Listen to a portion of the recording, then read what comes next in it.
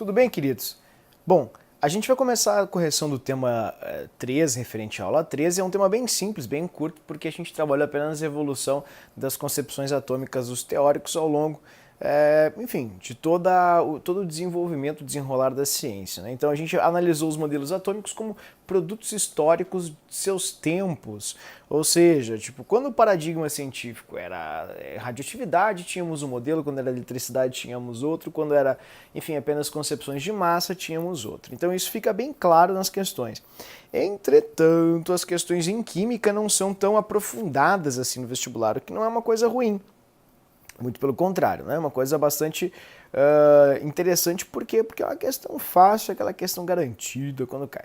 Então vamos começar aqui com o primeiro, e eu vou te chamar a atenção para algumas palavras-chave que vão ajudar vocês bastante na... Deixa eu só ligar aqui o Bluetooth. Eita, acho que agora vai. Vai ajudar vocês bastante na leitura da questão como um todo, né? Então eu vou mostrar aqui para vocês. Vamos ver se agora foi aqui. O problema é técnico. Agora foi. Fechou. Vamos lá então. Tô pronto. Tá pronto aí? Ó, em fogos de artifício, as diferentes colorações... Já para tudo. Falou em fogos de artifício. Tu já lembra, por favor, do teste de chama que você passou, do modelo de Bohr, falando das cores e dos espectros luminosos como fontes de energia detectáveis, o que levou o Bohr a deduzir e quantificar as órbitas discretas e estacionárias de energia, né? Então, as diferentes colorações são obtidas quando se adicionam sais de diferentes metais às misturas explosivas. Assim, para que se obtenha cor. Cor é o modelo de Bohr, sempre lembra disso. Azul, na verdade não é azul, é verde, né, pessoal? Sempre lembrando, tá errado isso aqui, verde. É utilizado cobre, enquanto que para a cor vermelha se usa... Não estronço, é cálcio, Jesus, que desatualizado.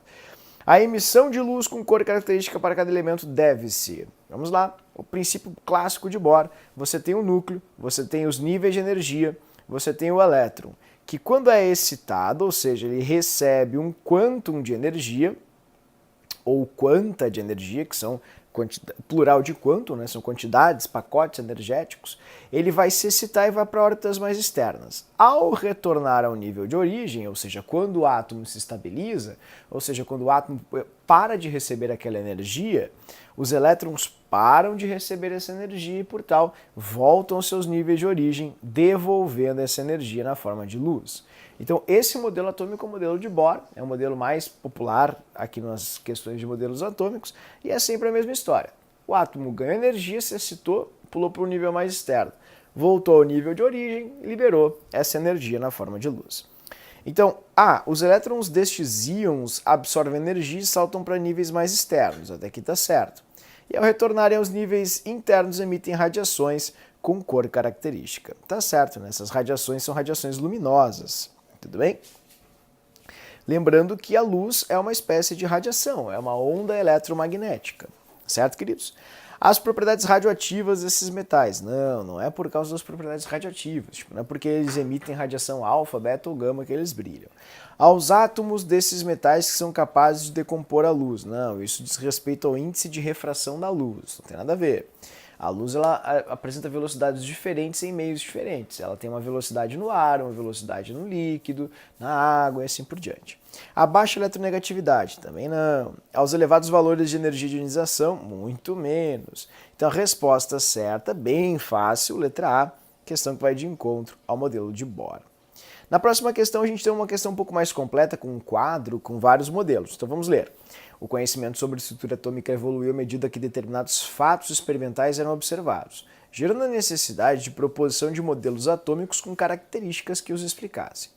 Então, claramente aqui você vê um quadro com duas colunas, uma falando de fatos e a outra trazendo à tona o modelo.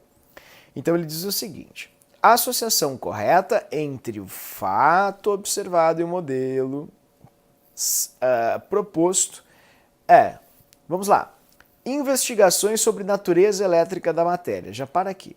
Quem falou de eletricidade foi Thomson, porque o paradigma científico da época era o paradigma da eletricidade. Então a gente procura um átomo que é o pudim de passas, o plum pudding.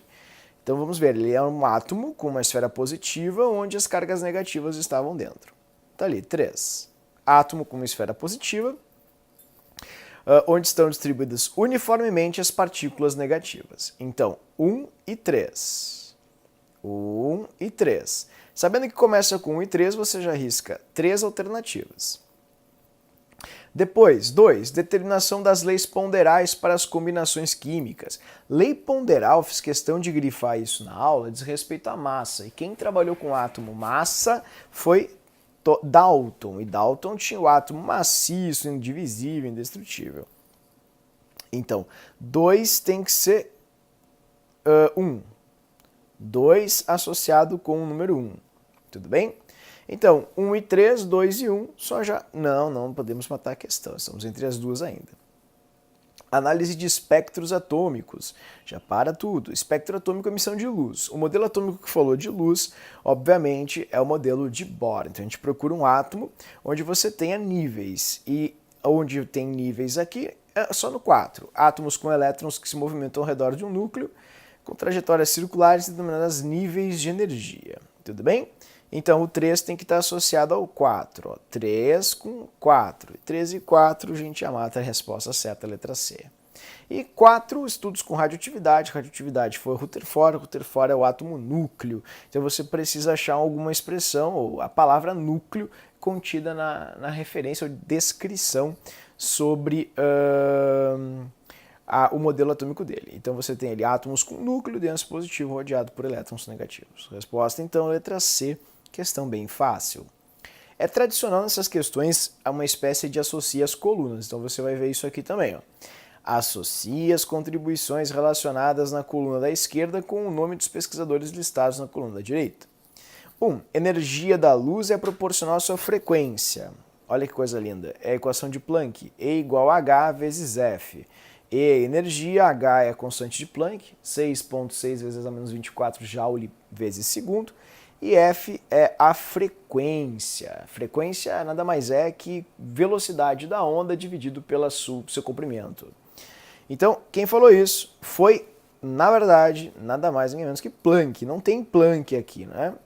Pudim de ameixa ou passa. Só aprendi com passas, não importa. Ambos são horríveis, né? Ameixa e passas são terríveis, então tá ali o modelo do pudim de passas ou ameixas, é Thomson.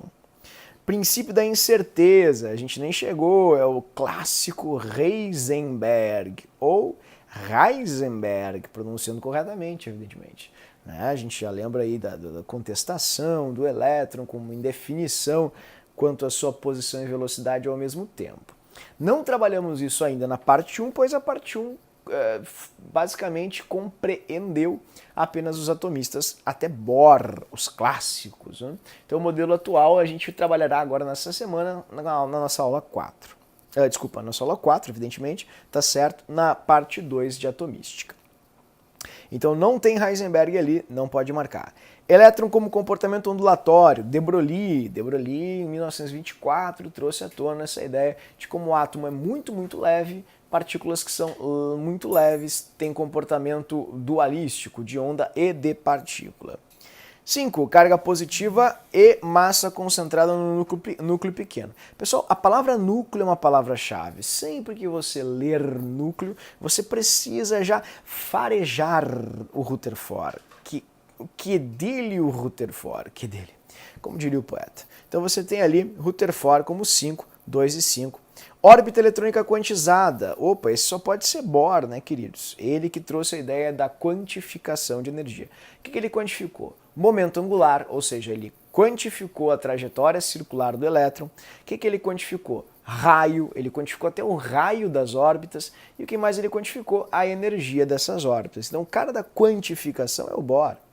E por último, relação entre átomos de um elemento que não podem ser transformados em outro elemento, como o professor citou para vocês, átomos de elementos iguais são iguais e de elementos diferentes são diferentes. Resposta certa, 7256, letra B. Ok? Próxima questão. Uma moda atual entre as crianças, eu não sei de que século que eles estão falando, né? É colecionar figurinhas que brilham no escuro. Claro que você, criança, não pode ver uma figurinha que brilha no escuro. Essas figurinhas apresentam sua constituição substância sulfeto de zinco. O fenômeno ocorre porque alguns elétrons que compõem os átomos dessa substância absorvem energia luminosa e saltam para níveis mais externos. No escuro, esses elétrons retornam aos seus níveis de origem, liberando energia luminosa e fazendo a figurinha brilhar. Essa característica pode ser explicada considerando o modelo atômico proposto por... Nem continua a leitura, né, pessoal? Bohr. Luz é Bohr, corzinha é Bohr. Então você não precisa nem se preocupar muito, a resposta está sempre à sua frente, sempre na sua cara, né? Literalmente. Bom, a 12. A contribuição de Ernest Rutherford sobre a constituição da matéria, apresentada em 1911, foi considerar o átomo como, sempre que falar em Rutherford, qual é a palavra que a gente tem que buscar? Núcleo. Então vai direto procurar núcleo. E eu tenho certeza que você já tem a visão treinada, já achou, ó, com uma leitura flutuante, núcleo na letra D. Então eu aposto contigo que a letra D está correta. Quer tentar comigo? D. Um sistema formado por núcleo pequeno, denso, positivo, né, com elétrons girando ao seu redor. Ok? Questão, então, 12. Resposta certa, letra D. Não precisa nem ler as demais. Apenas por uma questão de descargo de consciência. Letra A, partícula maciça, Dalton. Letra B, partícula positiva, incrustados elétrons, Thomson. C, formado por pares de cargas positivas e negativas que se... Não, diamidas não é outra coisa, isso é orgânica, né, pessoal? E, sistema eletricamente neutro formado por nuvens eletrônicas ao redor de um sistema positivo. Não, isso. Nuvem eletrônica, quem trouxe a ideia de orbital foi Schrödinger. E não tem nada a ver com o modelo de Rutherford. Certo? Bom, questão 19. O átomo na visão de Thomson é constituído de níveis e subníveis. Não. Thomson é eletricidade. Então, vai direto para alguma alternativa que fala em eletricidade, carga elétrica, positivo, negativo, porque quem suscitou a ideia de natureza elétrica foi Thomson. Então, nível de energia é Bohr, núcleo Rutherford, espaço vazio é Rutherford, órbitas é Rutherford e Bohr, e quem falou em... Thomson falou em cargas elétricas e positivo e negativo, diz respeito a isso. A questão 21, uma questão que gerou muito problema na época, em 2005, vocês não eram nem nascidos. E eles disseram o quê? Eu não sabia o que era refutar, os alunos no caso, né?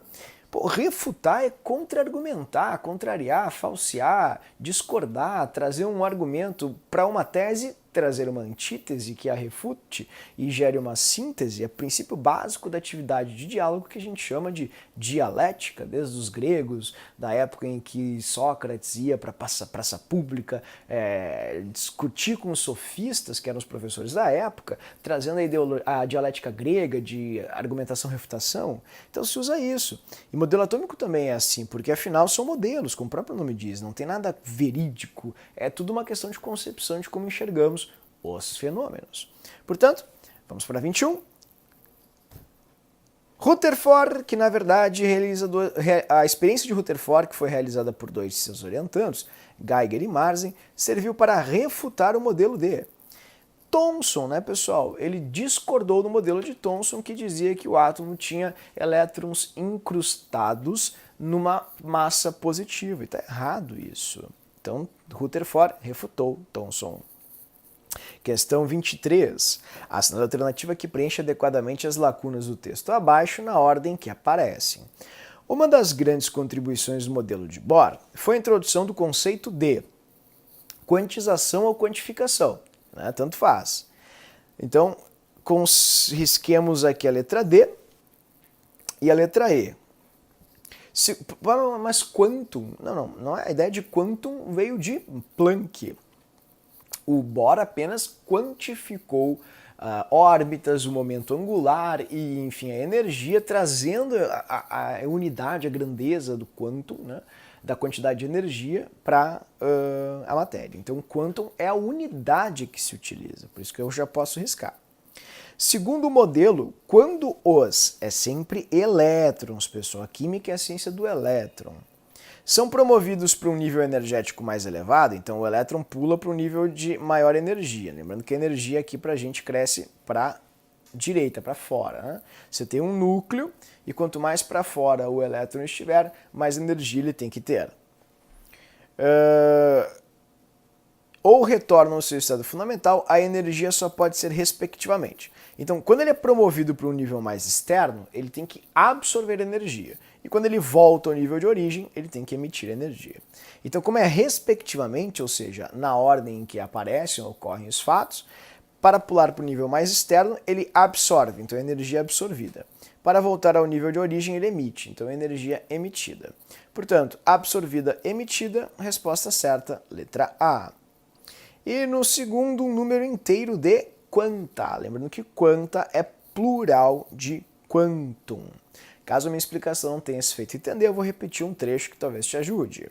Segundo modelo, quando os elétrons são promovidos para um nível energético mais elevado, a energia aumenta para fora. Quanto mais para fora, mais exterior for o nível, mais energia ele tem, mais energia o elétron precisa para orbitá-lo, pensemos assim. Então, quando ele é promovido para um nível de mais energia, ele tem que absorver, então absorvida. E quando ele retorna ao fundamental, que tem menos energia, ele libera. Então, esse é o princípio dos saltos quânticos. Tudo bem? Questão 26. O enunciado só pede que a gente marque, pessoal, a alternativa que tenha coerência entre o nome do cientista, a fundamentação e a sua estrutura atômica. Então vamos procurar aqui coerência entre os três aspectos. Dalton. Experimentos com raios catódicos. Já está errado. Quem fez isso foi Thomson. Thomson que usou raios catódicos para explicar o seu modelo atômico. Então a primeira já está errada. Deixa eu colocar aqui um xizinho. B. Bohr. Leis ponderais, mas de jeito nenhum. Lei ponderal é para Dalton. Lembrando que lei ponderal, queridos, é relativa à massa. São as medições de massa que levaram à ideia de que se a massa se conserva, o átomo tem que ser indestrutível, indivisível, compacto. C. Rutherford, experimentos envolvendo o fenômeno da radioatividade. O átomo é constituído por um núcleo central positivo muito pequeno em relação ao seu tamanho total. Certinho. Rutherford, radioatividade, núcleo. Palavras-chave para o modelo de Rutherford. Está correto. Resposta certa, letra C. Não é? Lembra que sempre o núcleo é muito pequeno para Rutherford. Thomson, teoria da mecânica quântica é Bohr, querido. Bohr, não é Thomson. E Demócrito, que era um filósofo grego, não podia trabalhar com condução elétrica, né, pessoal? Porque, convenhamos, não tinha tanta tomada assim lá na Grécia Antiga. Então tá muito errado a letra E. Próxima questão. Questão 32. Não, minto. Questão do ITA. Meu Deus, é do ITA, vou pular, impossível, não vou conseguir. É um equívoco, porque é uma questão bem facinha do ITA. Eu vou te mostrar.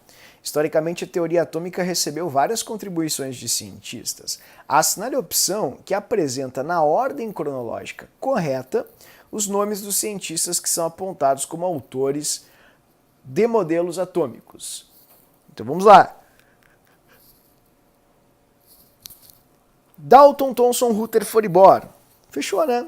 Primeiro Dalton, depois o Thomson, depois o Rutherford e Bohr.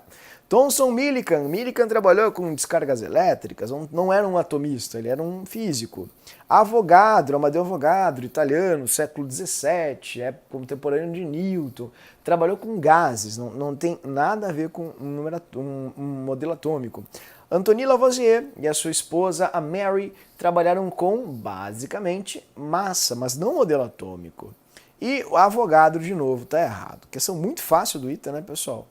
Então, ó, irrompendo com a questão, aquele estigma que o ITA traz, de que, meu Deus, por ser do ITA, eles fazem uma apelação, né, com a profundidade dos conceitos, é uma relação quase que promíscua com os conceitos, porque eles usam tão a fundo, mas tão a fundo, né, que não tem o que a gente fazer. Então, viu só? Nem tudo é o que parece. Tá errado, bem facinho a questão. Vamos para 32. Glow sticks são tubos plásticos luminosos utilizados como pulseiras em festas e que exemplificam o fenômeno da quimiluminescência. O parênteses é cafonérrimo, né, pessoal? Pô, ficar pegando aqueles bastõezinhos que brilham em festinhas de 15 do casamento, me desculpem aí os cafonas, mas é terrível. Pronto, desabafei. Eles contêm uma mistura que inclui fenilxalato e um corante. Dentro do tubo encontra-se um tubo de vidro com menor que contém peróxido de hidrogênio.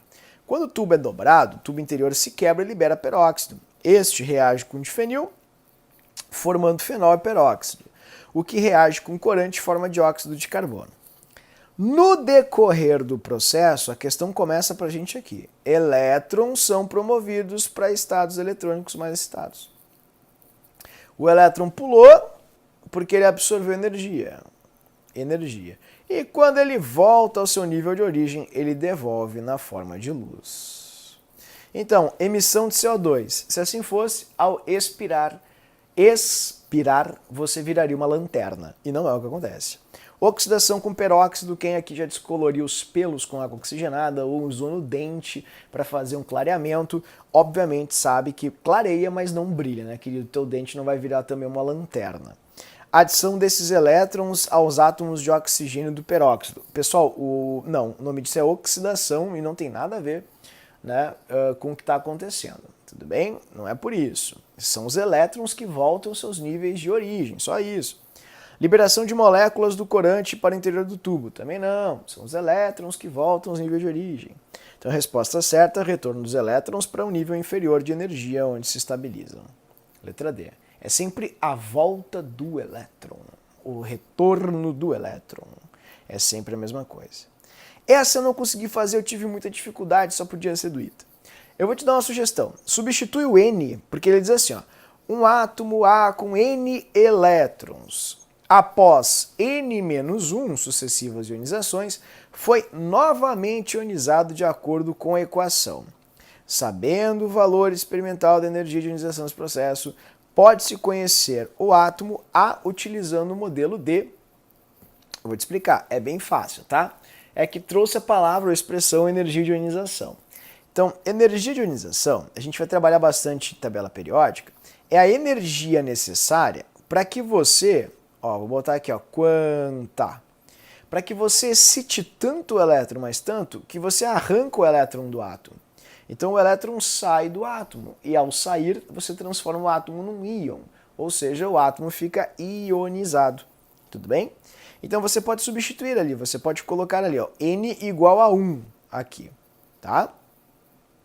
Então, 1 mais 1 dá 0. Então você tem, átomo neutro, 0. Porque quando tem 0 em cima, significa que a espécie é neutra, tá certo? Aí você tem o quê? A, N mais elétron, ou seja, o A se transforma em mais 1, porque eu inventei que o N é 1. Ah, mas eu não gosto de 1, eu gosto de 2. Aí você pode botar o número 2. Não, mas meu número da sorte é 8. Você pode botar o número 8, não tem problema, vai dar sempre certo. Eu usei 1 porque é mais fácil para fazer a representação. Então, ao colocar 1 aqui, porque eu inventei, eu vou escrever, tá? Eu inventei. Tudo bem? Assim. Ele indica que houve uma transformação, e é o que essa flechinha mostra, e o A0 neutro se transformou em A sem um elétron, que é o que significa esse mais 1 ali, que ele perdeu um elétron, e aí você pergunta, mas onde está esse elétron? Calma, está aqui. Ou seja, o A0 se transformou em o A mais 1 e o seu elétron. Foi essa mudança que o A sofreu. Né? Então muita gente olha, mas isso aqui é A mais um elétron.